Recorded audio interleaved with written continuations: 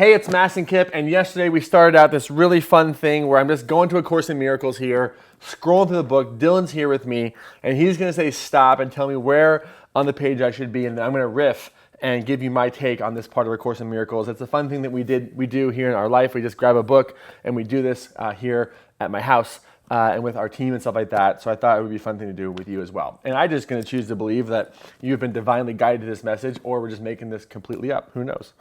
Your decision. All right, D, I am scrolling, so whenever you're ready. Stop. All right, stop. Right or left? Right. Top or bottom? Top. All right. Would you not exchange your fears for truth if the exchange is yours for the asking? For if God is not deceived in you, you can be deceived only in yourself. Yet you can learn the truth about yourself from the Holy Spirit, who will teach you that, as part of God, deceit in you is impossible. When you perceive yourself without deceit, you will accept the real world in place of the false one you have made. And then your Father will lean down to you and take the last step for you by raising you unto himself. Dang, D. You just really chose a really deep one there, man. I gotta just make some stuff up on the fly here. No, this is a really powerful idea. So what A Course in Miracles is saying here is that if you think about whose you are, who's breathing you, I believe, and A Course in Miracles will also tell you that we come from a divine source, a divine creator, a higher power, if you will. They use the word God and Holy Spirit in here because it's Christian inspired. But that doesn't have to be a Christian idea for you. It could be a spiritual idea. It could be a religious idea from another religion.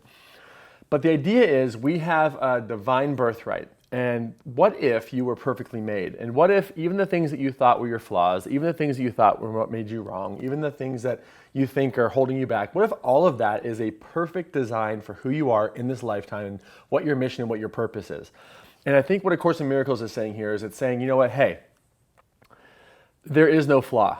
There's no flaw in the design. There's no flaw in your life. There's no flaw in you. And when you realize that there is no flaw and that you are made perfectly, that is when you have sort of that higher level consciousness and you start to interpret the events of your life in a different way. Because when you're in resistance to the things that are in you, the things that are in the world, that is when you experience a lot of resistance. And so if God is perfect and God is love and you are made in that same image, then ultimately what this means is that you are perfect as you are. And when you accept that beyond the fear, the doubt, the insecurity, the sadness, the anger, the grief, the shame, when you give yourself the ability to process all those emotions, but then accept that who you are, as you are, what you're doing right here, right now is perfection, then what that means is you will start to see life in a different way. You're no longer a victim of life, but now you're working with life. You're no longer at the whim of circumstance, but you're informing your circumstance. And ultimately, you're letting something bigger and much more powerful than you breathe through you, and really orchestrate the events of your life, which, by the way, has been happening the whole time,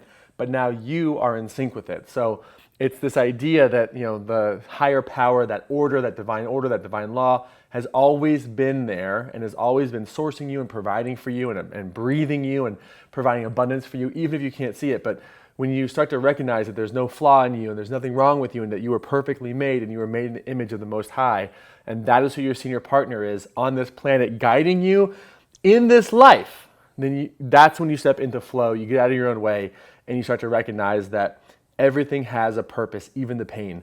And when you can recognize that, that is when you step into your dharma, into your purpose. That's when you step into the divine will for your life, if you will. And that is when you are no longer victimized and you start to recognize that everything is happening in perfect order, even if it makes no dang sense right now. So, deep enough for you? That's what I think. D, what do you think? I think you said it all. Sounds good to me. Yeah. All right. So how could you start to see everything in your life today as being in perfect order? How could you see what you thought were your flaws or your insecurities or what was really your, things that were maybe negative for you? How are those maybe actually gifts? How could they be perfect? And could you be kind to yourself? And if there's guilt or shame or anger or fear or powerlessness, to let yourself feel that, but then to also breathe it in, breathe it out, and let it go and look at everything that you thought was a weakness is actually a strength. This is Mastin. As always, remember to get out there, take action, and make it real. We'll see you soon.